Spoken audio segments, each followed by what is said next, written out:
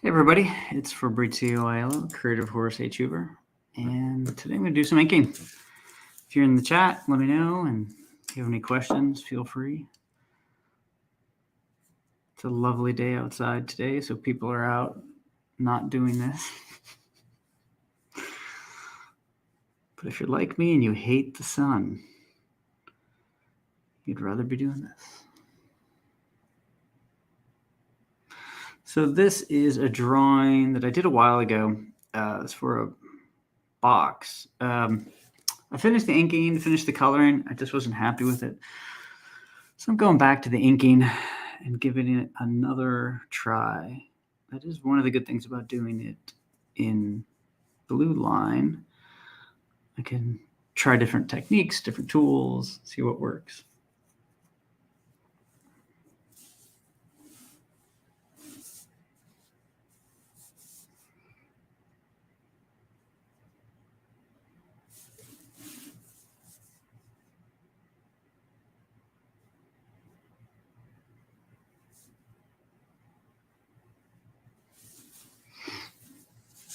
It's actually been a few days since I've been inking, so I'm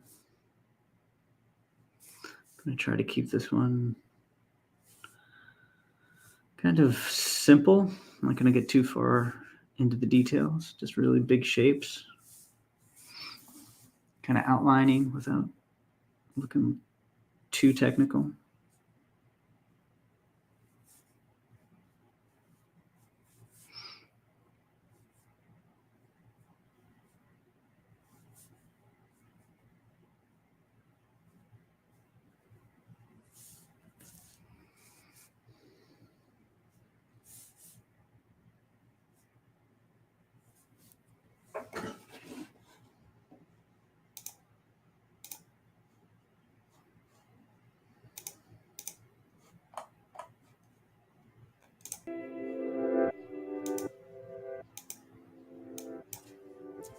Got out of focus. Is it going crazy?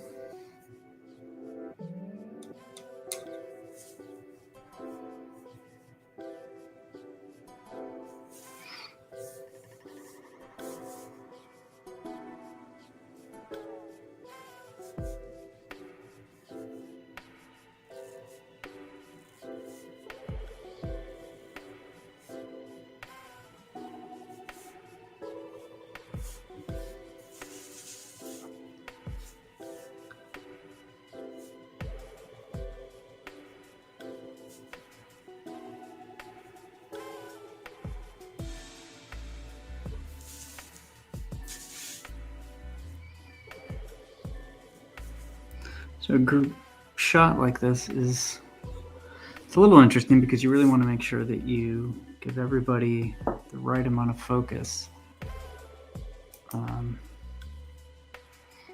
But everybody can't have the same, so you want to make sure, there's a hierarchy of value and priority for the drawing. So for this, I kind of had to push some characters in the background. So horse is sort of out front, and the book bug is pushed pretty far back because he's pretty small, and further down the loquat, and the same with the smoke man. Then we have Max and Sloop over here. So I pushed horse forward just to make sure that he popped in the middle. Not that his colors wouldn't automatically make him pop, but you don't want to just rely on color. You want to use every tool available.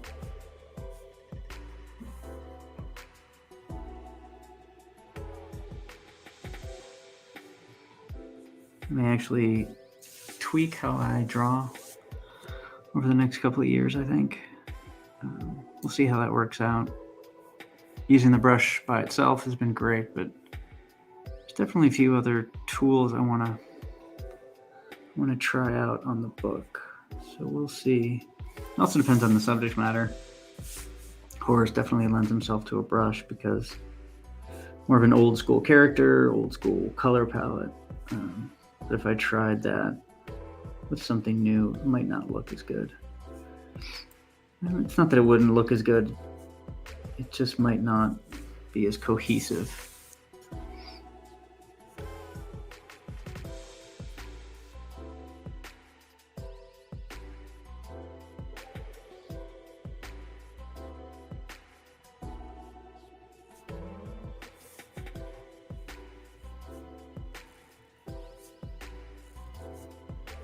I'm starting to think that you should always ink as soon as you're done drawing a piece. If you let a drawing sit for too long, you really see the errors in a bad way. And then when you're inking it, it's very tempting to go and fix all of the errors all the time, which you really can't do. So I'm starting to think you draw it, you ink it pretty quickly.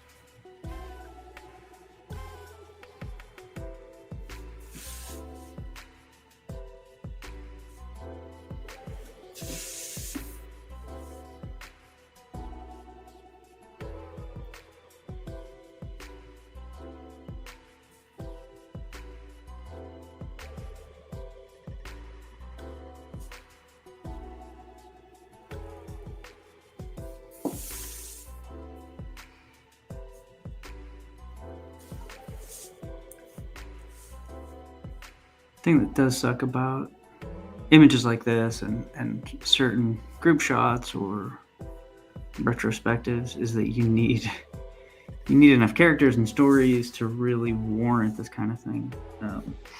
So this is jumping the gun a bit, just because some of these characters don't show up until issue 3. But with promo and marketing and stuff like that, it won't be completely out of the blue when they see these characters.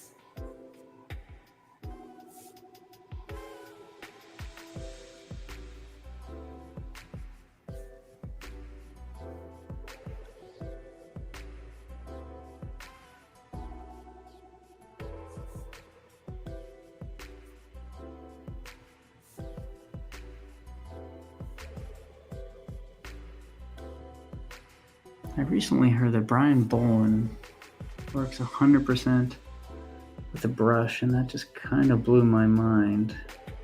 Or at least his older stuff. I think it's digital now, but that really made me think about how I approach things.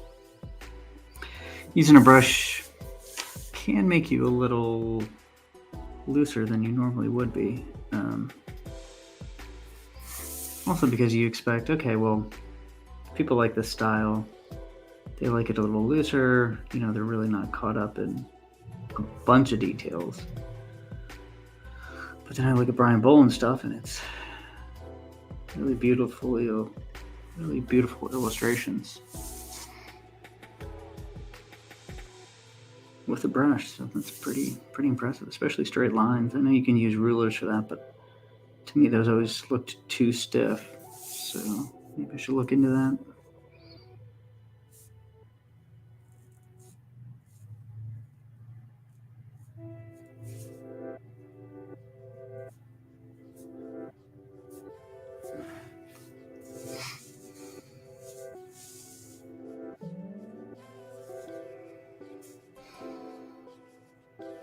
Just finished up my Horace H. Hoover Mini.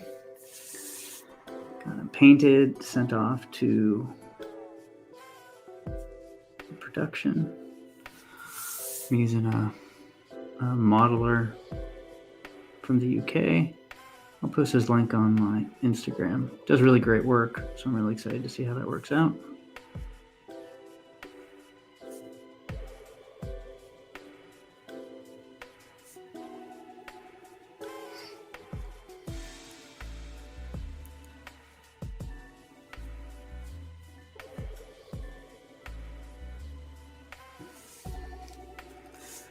The things that really bothered me last time was the faces of the book bug and Max. And I want to pay extra special attention to their faces, because if I mess those up, that's back to drawing board yet again.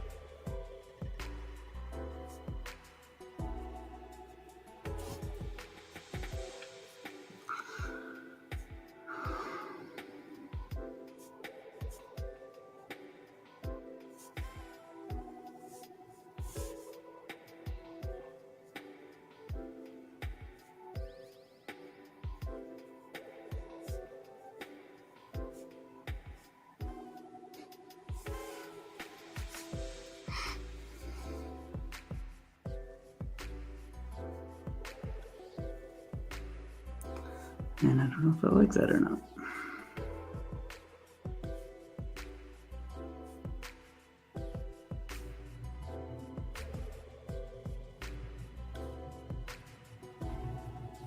Yeah, it's not bad.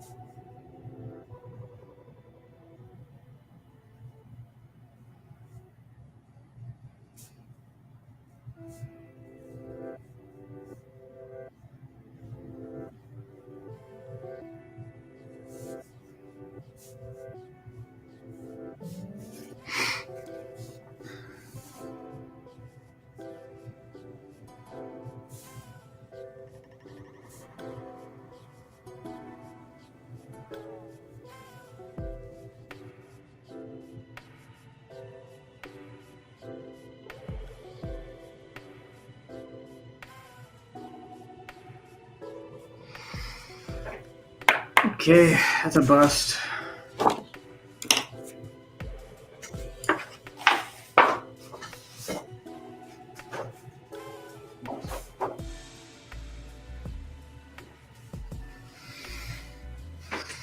Alright, looks like we're going to be doing this one instead.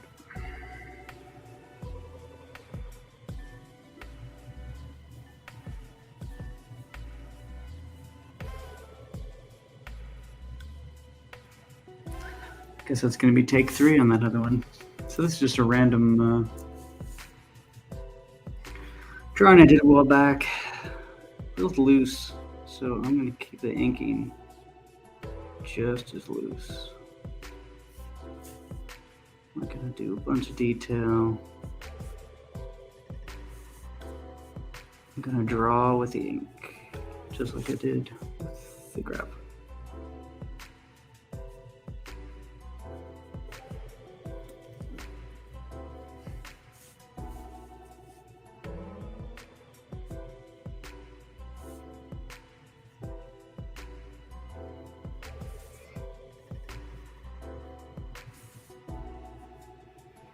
In the rank, I rarely keep to the lines because they're my lines. I think for this, I might actually pretend I'm a different inker, trying to ink my pencils. Let's see what that would actually look like instead of essentially doing another drawing on top of my pencil.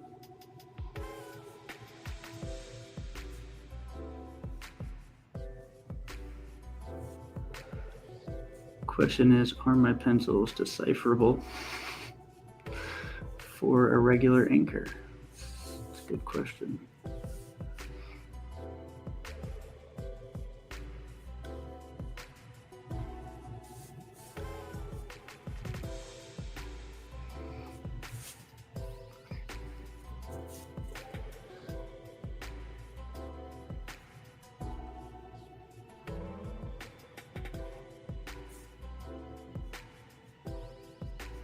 I think as long as you stick to the pencils, and the pencils have an overall quality to them that doesn't conflict. I think if I just follow my pencils, it should look pretty good. Let's see. Although it's going to be a constant reminding myself not to tweak things or change things.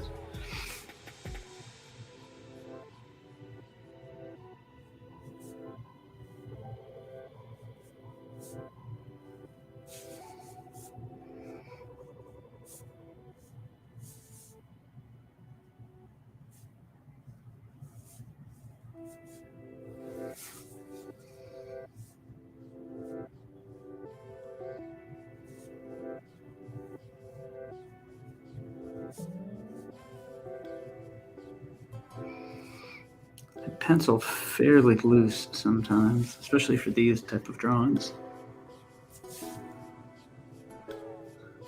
I think this one was maybe 5 by 7, and I blew it up to 11 by 17 for the inks.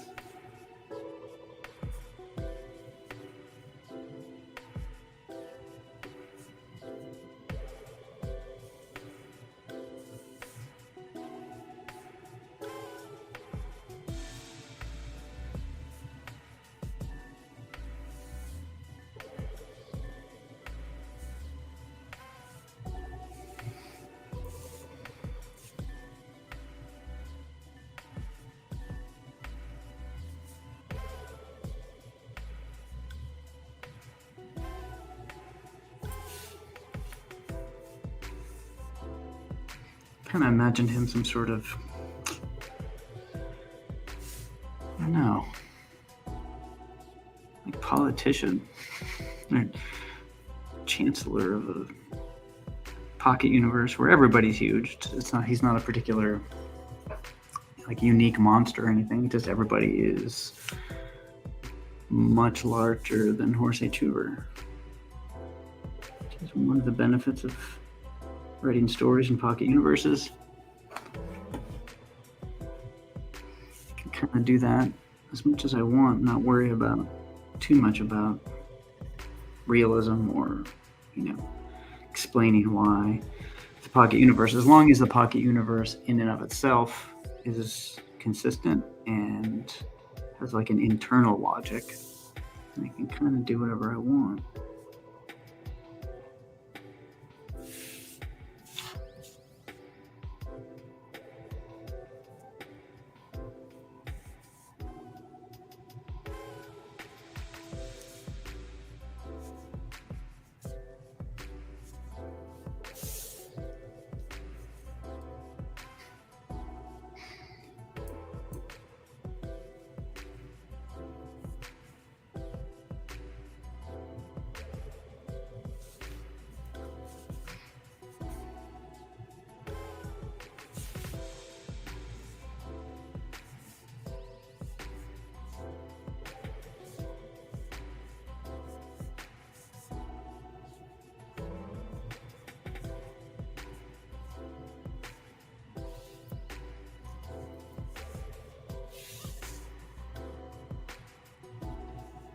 Things get a little confusing down here, but I'll just have to pick one of the lines that I put down originally.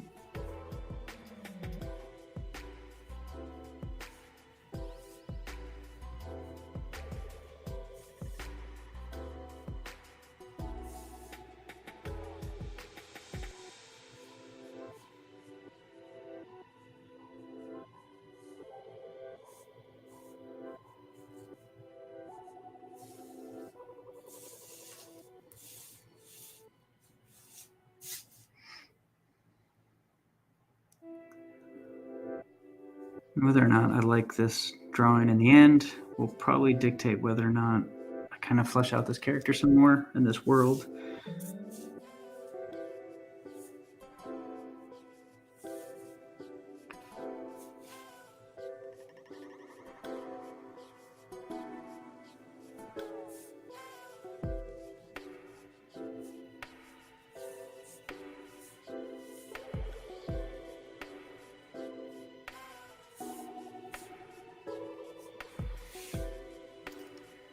Hey, Blue Teddy Narrations, good afternoon. I know everybody's out enjoying the holiday weekend,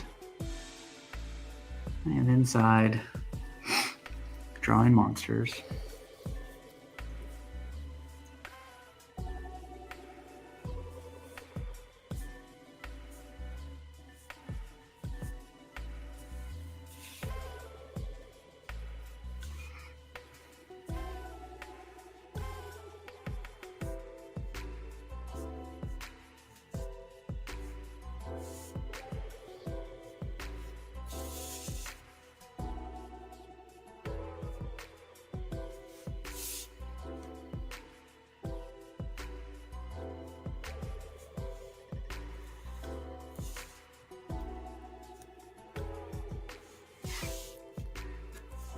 I like it whenever Horace H. Hoover kind of looks doll-sized or something.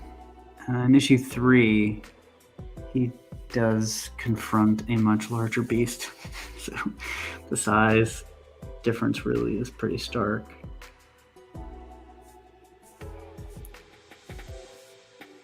I just love playing with proportions of characters.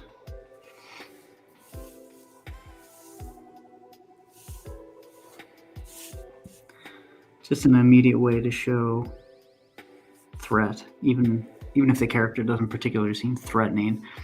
Their sheer size,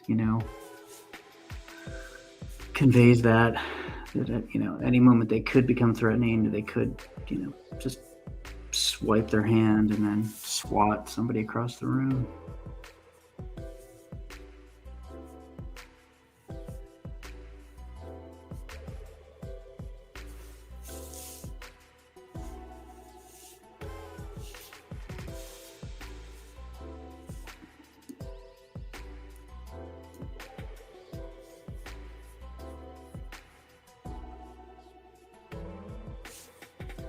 Since I did blow this up from a really small drawing, It's pretty interesting to me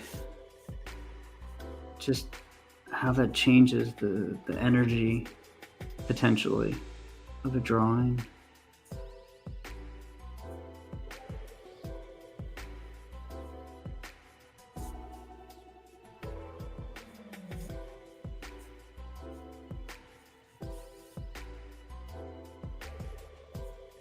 Now there is a natural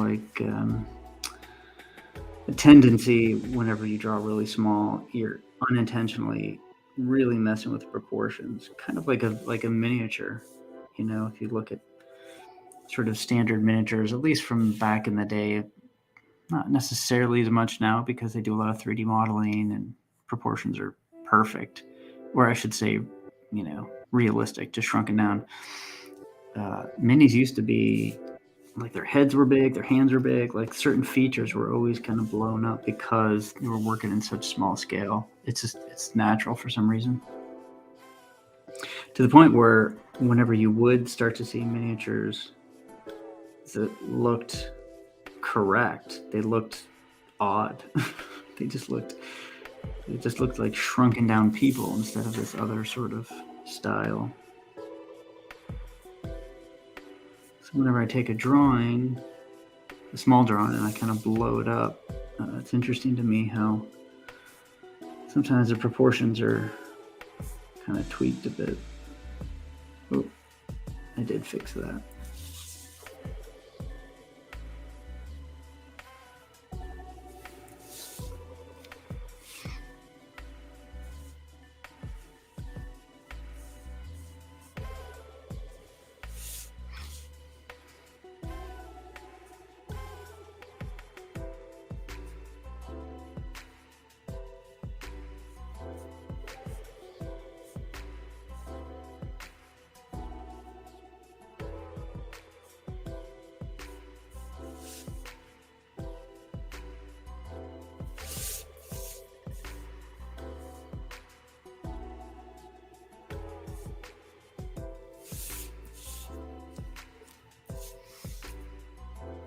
That autofocus is really getting on my nerves, huh? Let me see if I can turn that off. This usually doesn't work. Yeah, it is present. It's classic.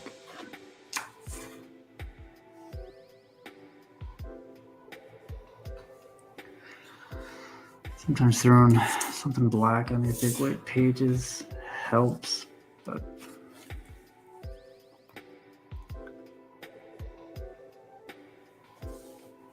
it's funny to me that some cars use a lot of computer vision for detecting people and how close you are and the curb, but yet can't get an autofocus that really, really works well.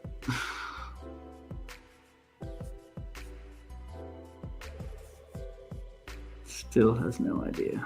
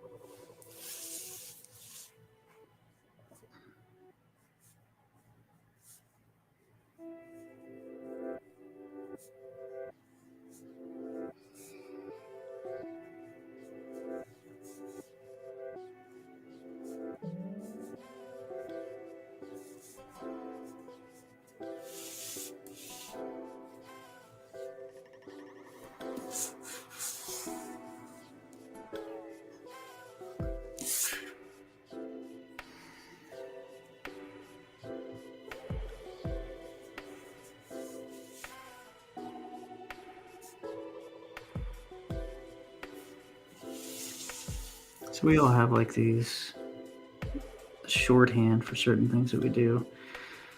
And a lot of it is coming up with your own shorthand, and sometimes you're kind of pulling from stuff that you grew up reading. I very consciously remember drawing Todd McFarlane's belts and belt buckles.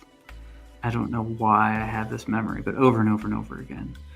And I actually think every belt buckle that I draw really is just a McFarlane belt buckle that I saw. Got this really weird memory. Maybe it was Spider-Man and versus like the Scorpion or something like that, but I was just obsessed. I couldn't believe how much detail he got into a belt buckle, and I drew that thing over and over again.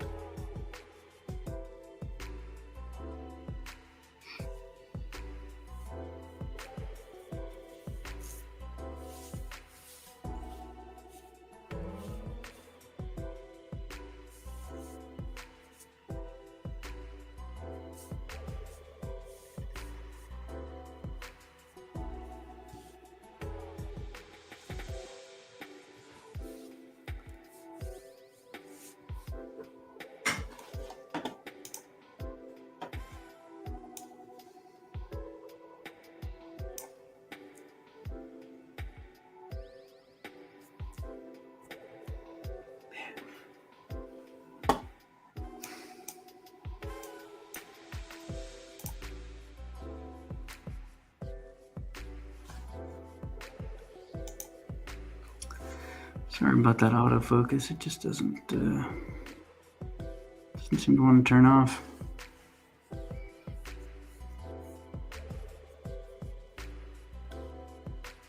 It's pretty obnoxious.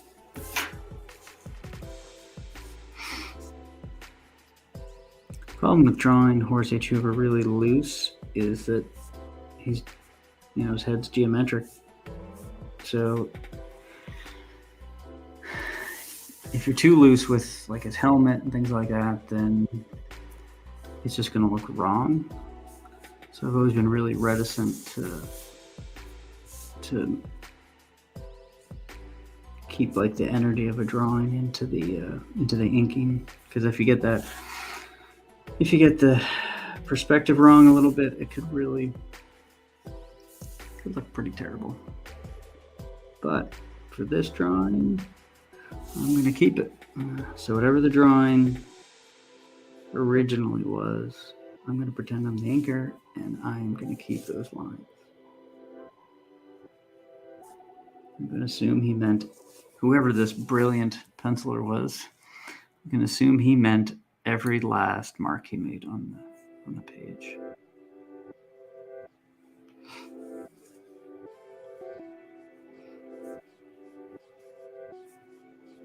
Now, granted, I will make sure that I try to make every mark still interesting. Using the brush to its fullest. But I'm going to draw everything I see.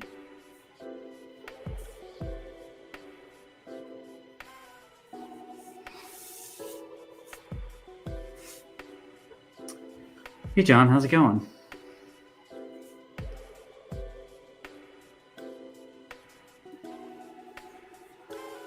Again, I am just in here while everybody else is outside doing their outside things.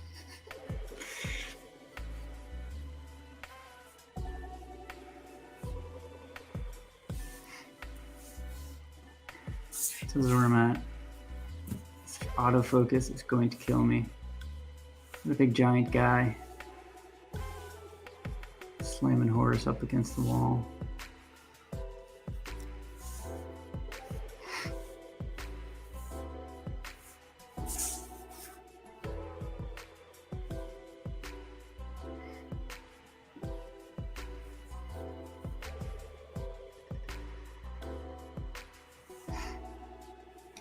Yeah, I know. It is. It is nice sound. I'm gonna be completely honest. I hate the sun. I know nobody says that, but I actually hate the sun. I always look at those like polar night videos from the North Pole because I just want a place with no sun.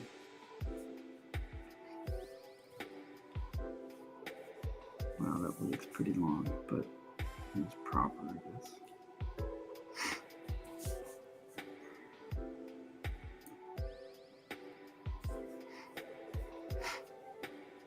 Yeah, it just so happens I'm pretty lucky to hate the sun. That doesn't mean I hate the out of doors, and I mean I get it.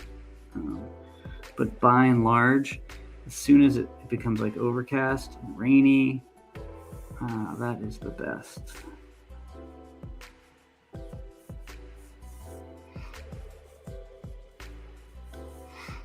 Oh, nice. Yeah, you know what? I have been cataloging my comics, which I've never done before. I never had like a really good list of my comics. And I've got that, I'm blanking on the name, CLZ database. Is that what you use, John? I mean, you have like a million comics, so I don't know how you keep track of them. Surely you have some sort of database or written down or something. I am left-handed. The best hand. But that CLZ is pretty cool. Definitely pretty cool. Comic based. Interesting. I haven't found that one. I'll have to check that out.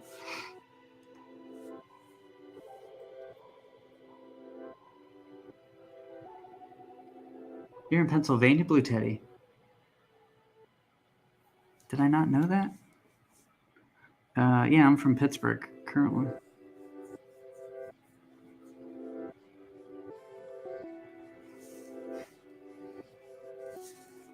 Yeah, you really need. I have this really bad habit of every time I find like software or something. Since I'm a developer, I'm like, I could make a better version of this, but I have to stop myself from doing that because I don't. That's the last thing I want to do right now. I want to make comics. As much as I would love to build like the ultimate comic app, database app, I just got to find a really good one to use. So far, CLZ has been pretty good, but it feels kind of old. I'll have to check out that other one. Oh, you actually scan in the, wow. So you don't use the barcode or anything like that for it to hit an API and then input all the data?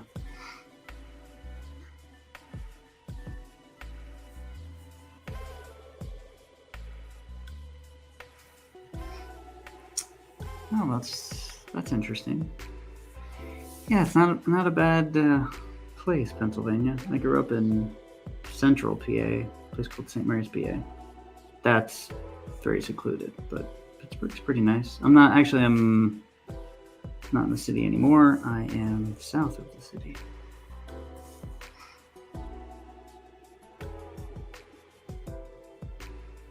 Oh, I see what you say. You bought a scanner, gotcha.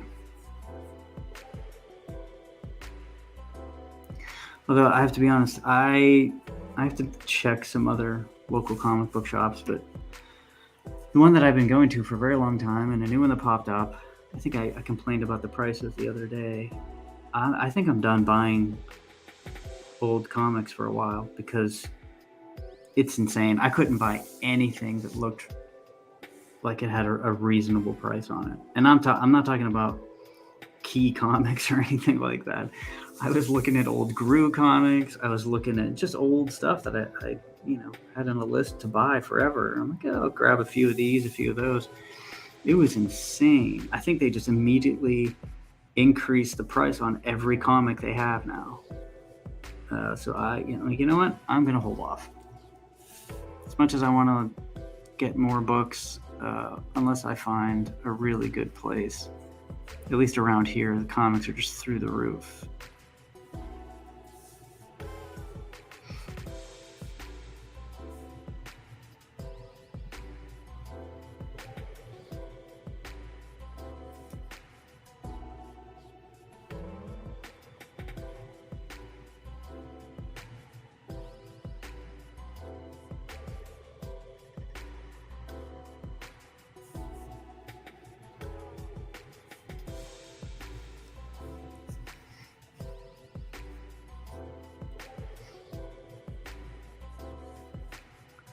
Yeah, if you're around the Pittsburgh area, at least, downtown Ides comic book shop. They have music, they have records, they have movies.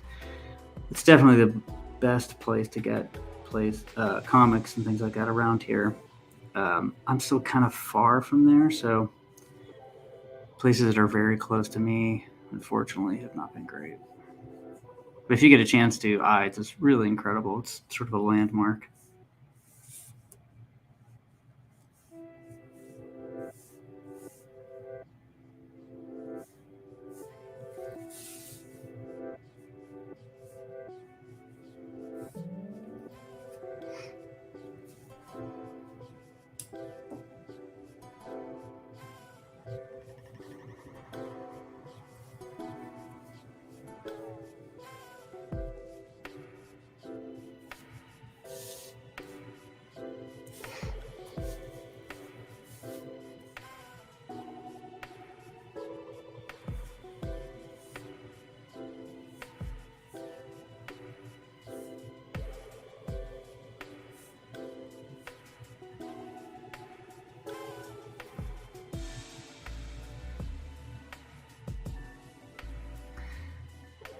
Yeah, unfortunately, there's not a ton of comic book shops.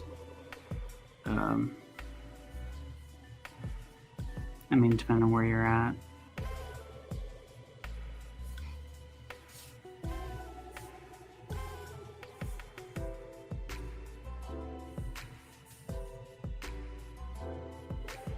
Not that I recommend hanging out downtown Pittsburgh, to be honest.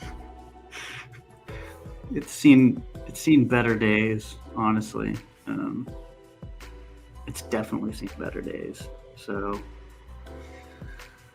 if you can avoid downtown Pittsburgh at this point, I probably would. I used to go on a semi-regular basis, but that's not the case anymore.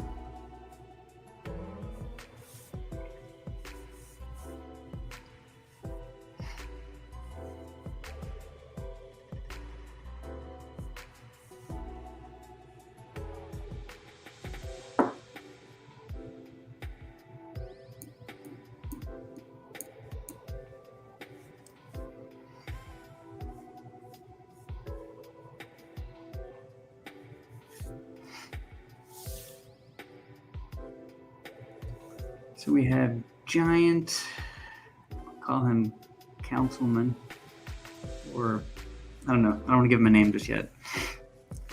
Grabbing Horace by the body because he's so huge, slamming up against the wall. Yeah, this isn't for anything just yet. I just really like the visual, and if this turns out and I really like it, which I am liking it so far, then I will flesh out the character, the world, assuming this auto focus will work one of these days. Holy cow.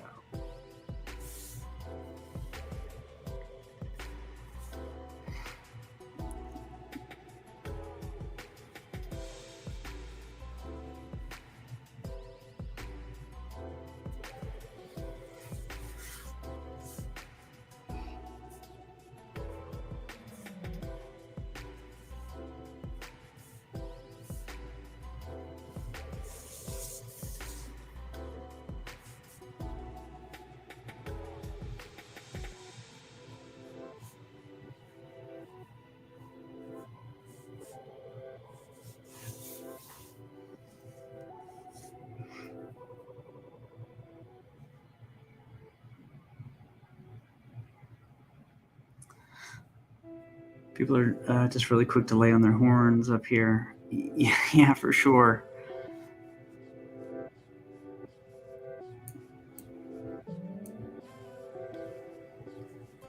Oh, hey, Ed. How's it going? Yeah, New Dimension and Homestead. That's huge. Butler. I haven't been that far, like north, Butler, Tarentum, Cranberry. I'm trying to think of what shops near Cranberry. Yeah, I'm definitely more like south. Very, very south. Or in the city. Actually, there's one in the North Hills. I'm blanking on the name. Just opened up a little bit ago, right by my office. To be honest, I know for years they would talked about, all these local comic book shops are closing and they're going out of business and that's it, it's over. But I've been living in Pittsburgh for 23 years now, and I don't really see that at all. It could just be this area, but yeah, some have closed and then other ones just popped right up. So I don't know if that's more of a location thing or not. I can't imagine Pittsburgh is particularly special in that area as far as comic books and whatnot. So I don't know if that's indicative of the rest of the country and other cities, though. There's a one near me it's a very, very small shop, and I don't really go very often just because it's so small and they don't have a lot of back issues. Basically, they do most of their business, it would appear, on eBay and online. So, the storefront really doesn't generate that much income, but it's a place to sort of house the comic books that they sell on eBay and things like that. And I think that's kind of the business model a lot of these places are using now. But regardless, I get to still walk into a comic book shop and kind of peruse, which that's not something I will ever stop doing as long as they exist. And I think back, honestly, to a lot of the new comic books that I found. Now, again, I'm a bit older, so I remember pre-internet and not knowing what was out there. That's how I found all comic. That's how I found Lagoon. That's how I found Sin City. Was just walking into a comic book shop and looking around and seeing what caught my eye. Now, obviously, there's the internet and social media and whatnot, but there's something to be said about just kind of going to a comic book shop and a cover really strikes you. You pick it up, and in 20 minutes, you're home and reading it.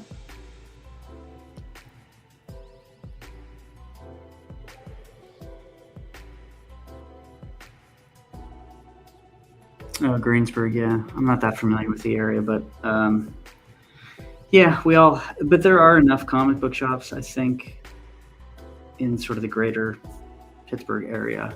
So there should be something nearby-ish. I mean, whether or not it's good, that I can't say, but.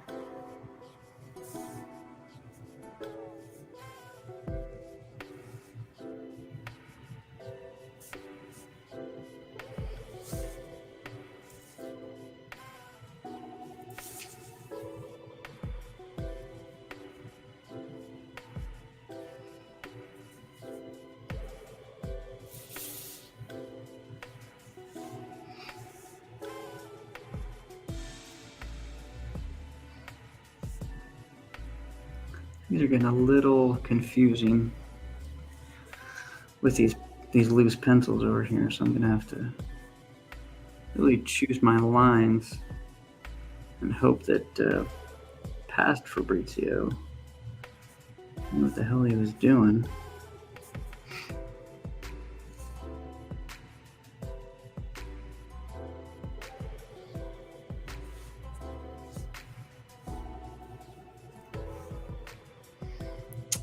Yeah, thanks, Ed. That would be nice.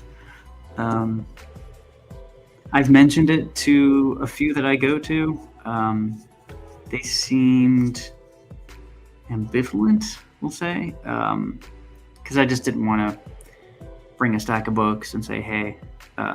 So I just wanted to mention it first. So I think I can get them in a few places that I frequent, just because I know the people. Outside of that, though, I guess we'll see. It would be nice though.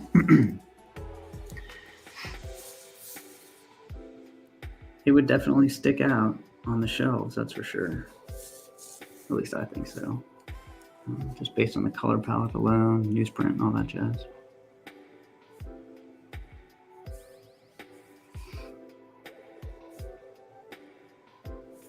I was even considering, for IDEs, since they have that really big display case of all of their resin models and that, is actually bringing one of my Horse Age Hoover, like the big ones, 15 inches. I'm like, you can have this or display it if you carry Horse Age Hoover. I haven't done that though. I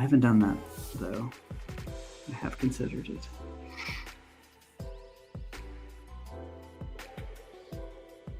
I mean, the eyes alone that would see it at IDEs would be pretty incredible.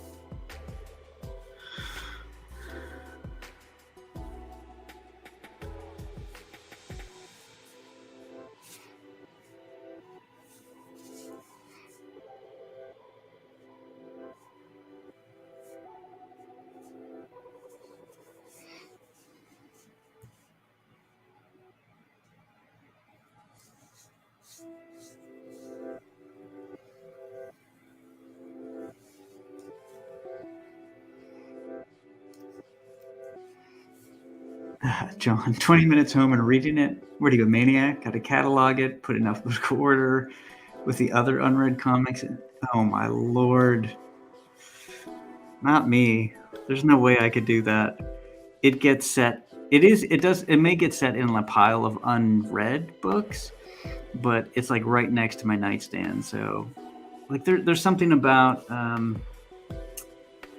like being able to like you get the timeline between seeing it, getting excited about it, and reading it. There's this great Calvin and Hobbes strip. I'll probably get it wrong, but basically he ordered something online, and every day that he didn't get it, his excitement went up. But his disappointment is invariably going to go down whenever he gets it, because it can't possibly reach the height of what he was imagining. And I think one was positive. It was like one of those beanies with this propeller top, and he kept on imagining getting it and then being to fly around the town with it. Then finally, after I don't know how many days, he gets it, and I think he ended up stomping on it and throwing it away or something. But that's a long way to say that I like to get something and then go home and enjoy it as soon as possible. I might have to wait a little bit, but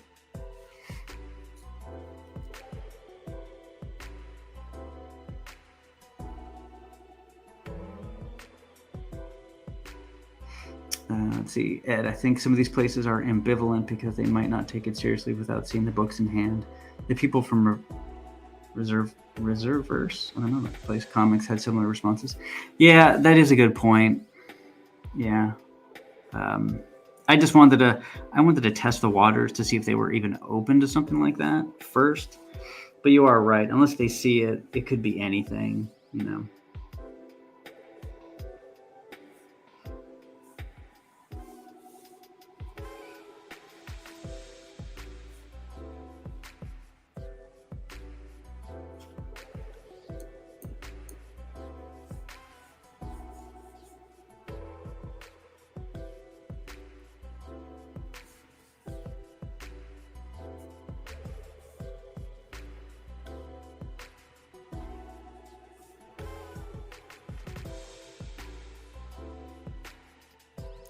Horse Age Hoover's like face mask glass thing is, I don't say it's the toughest thing to draw, but it's difficult because you don't want to do the same thing every time, because then it doesn't really look like a reflection. And granted, you don't want to actually draw a reflection each time either, because that would be insane. So it's always up in the air on how I handle that.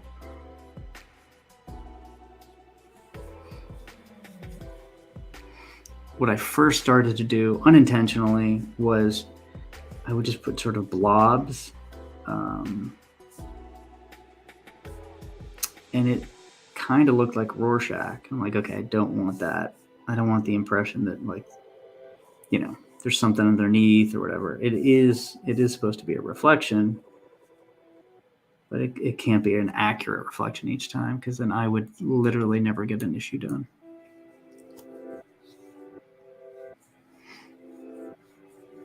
Yeah, it'd be pretty awesome to see that 15HHH super hides cases. I know. That is my little dream, I guess.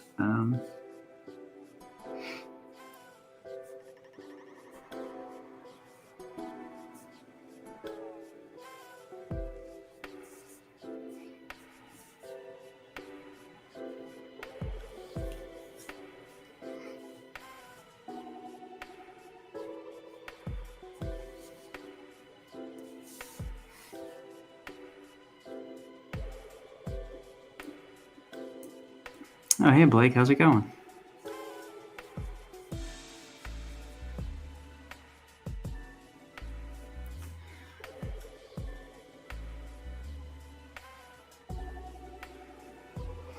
I don't think I posted this, but the Horace H. Hoover Mini is done, and I did send it off to essentially a manufacturer. He does like real low run, like high quality resin prints. I've used other companies in the past, and unfortunately some of them kind of didn't work out, or the prices were too high after COVID, et cetera, et cetera. But the person I found, Evan, he is from the UK, does really great work. So I'm excited to get the Horace H. Hoover Mini. Now, I decided to make him a little bigger than a mini. He's actually going to be about 5 inches tall. So he's like a little mini sculpture, but not a mini as in, you know, miniature RPG type thing. And there'd be a low run of like, I think 20 painted, 10 unpainted. So if anybody's interested, I will post those whenever they're done, hoping a couple of months from now, maybe. Oh man, a hike, Blake. Jeez. That's real outdoorsy stuff. I'm not saying I don't do hikes. I'm just saying that I don't do hikes. That's what I'm saying. I'm open to the idea of hikes, though, for sure. But according to Instagram, as soon as you enter the woods, one of two things can happen. You're attacked by a bear, or I don't know what the other thing happens. I just see a lot of bear attacks. Way too many.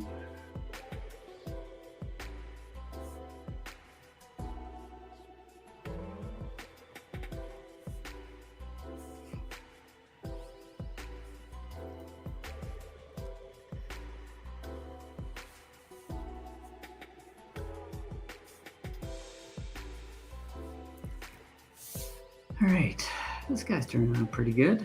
Liking him so far. I'm really trying to keep it loose, you know, trying to keep the energy from the pencils. A very small drawing too, into the inks.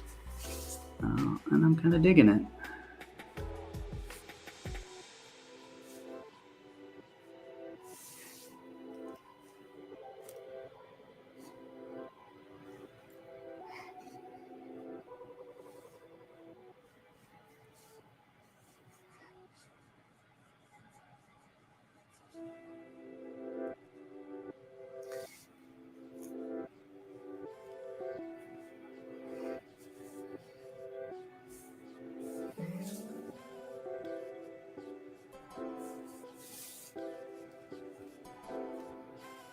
Thanks, Blake.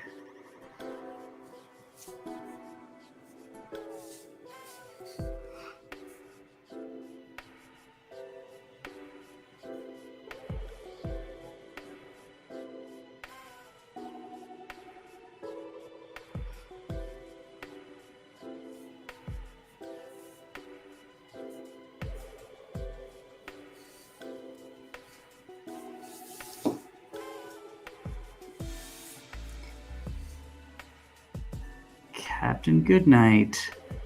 How's it going? Climbing the stairs of the Cathedral of Learning would be high. Yes, it certainly would.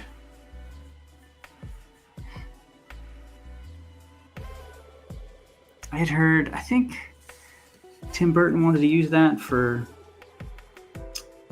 Gotham. I vaguely recall something like that, some lore about Batman movie and Cathedral of Learning. Who knows if it was true though.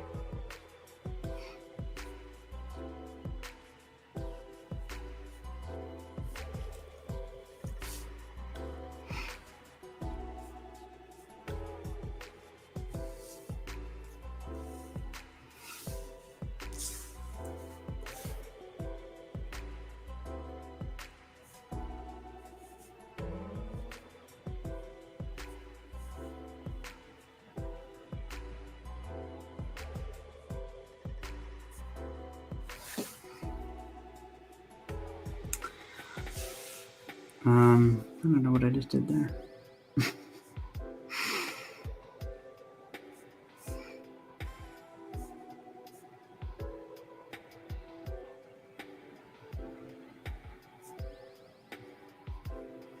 might have to come back with some weight out for that eye. Darn it.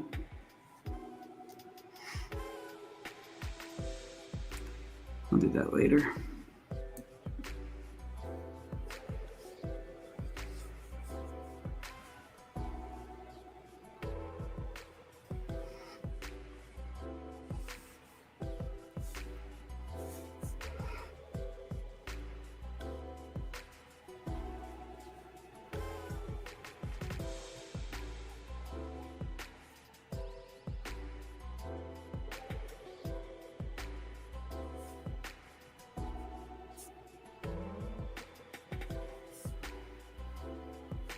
Yeah, for that mini, something I thought would be really cool too is I'm going to design it in a way that the base is swappable, so you can change bases, and I'm going to essentially do a big base where you can have Slurp and Max on the same base, so it'll sort of combine into one larger sculpture, like a team sculpture, which I thought would be pretty cool.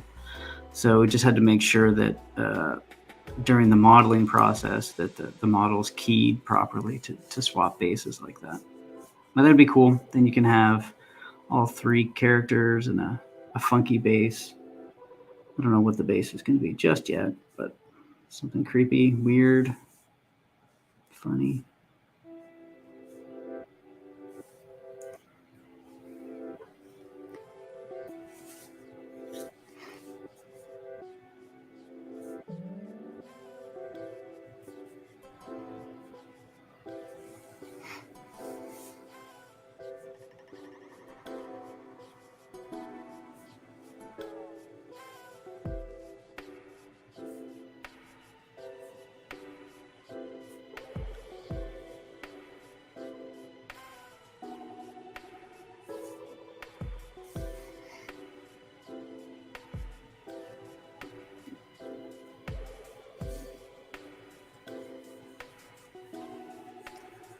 Probably going to wrap it up in a little bit. Should be able to finish this next time though.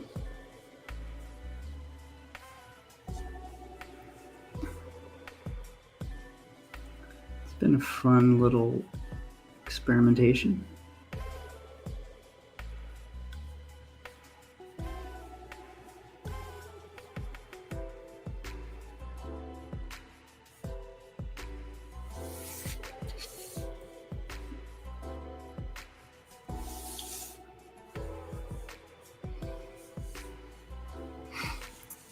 Now the background, really, I want that to recede really far into the background, so I might do that with a pen. We'll see though. You know what, this is going to be black.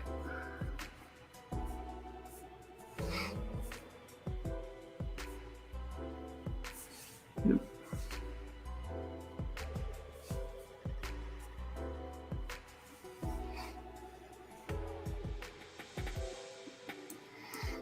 I remember hearing this, I don't know where it was, a long time ago, and it was regarding comic books.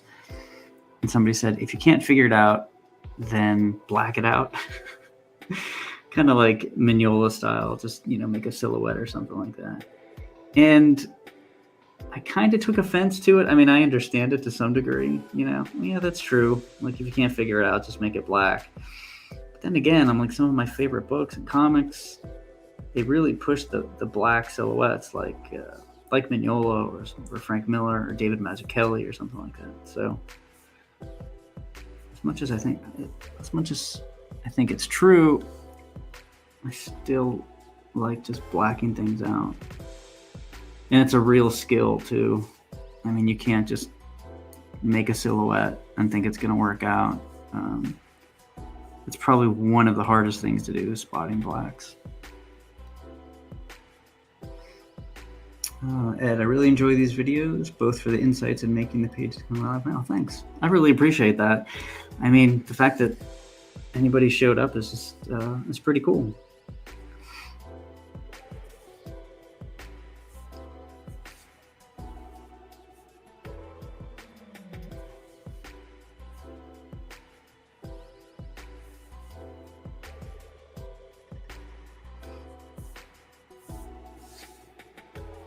I've never done like fan art or anything like that before. Not outside of like sketch cards or anything. But I think for some of these live streams, I do want to do some different things. Maybe looking at old artwork, concept art that I have. Because what I do is whenever I'm, about to start a new book or coming up with ideas, I basically have, unfortunately, stacks and stacks and stacks of drawings that I forget what I did, when, and how. And it's all primarily Horace H. Hoover right now. So I just go through hundreds of drawings. I'm like, oh, I like that idea, or I like that sketch of a character. I like, what I was doing with here. So maybe I can do that during a live stream too.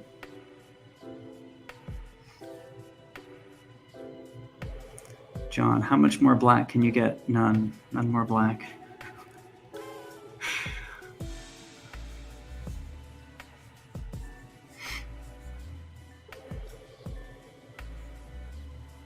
Is that like your John Romita experience? He was done after his last bottle of ink. I have heard that from other people too, that they basically change the way that they do black ink. I mean, this is sort of my own concoction. I try to get, as black as possible, but it is hard. You're going to get variations, especially with a brush. It's very easy to tell. Spinal Tap.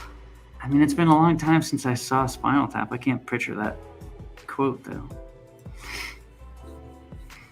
It's a great one.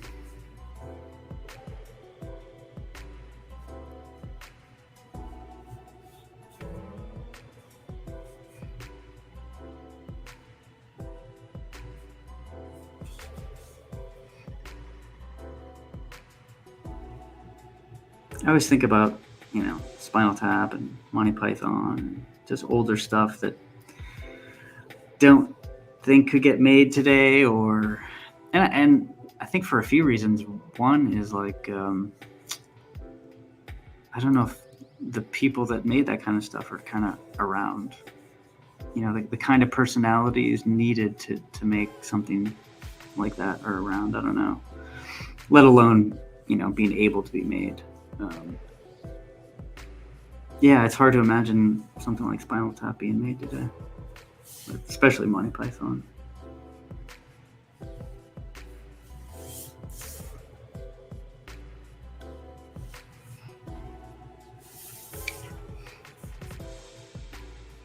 Yeah, Spinal Tap was before my time for sure. But it was always like a rite of passage. Like when you get to a certain age, I'm like, and people are, you haven't seen Spinal Tap? You have to. I'm going to sit you down. I'm going to make you watch Spinal Tap. And for me, that was my brother, Felicia. Like, you've got to watch this. You can't go another day on this earth without watching Spinal Tap.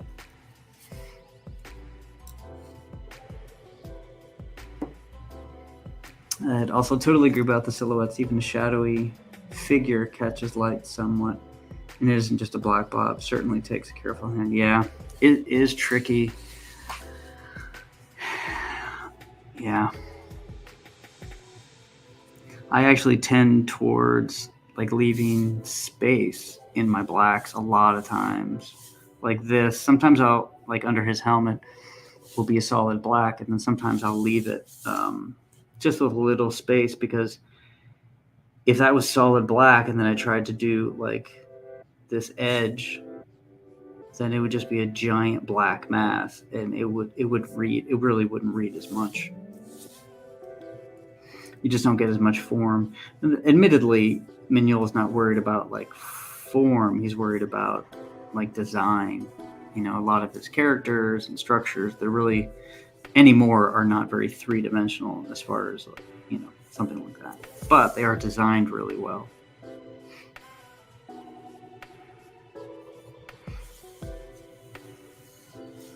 Alrighty, we're at 1:15. Let's take one last look at this guy. Throwing around horse like a doll. Let's see what happens after this scene. Cool.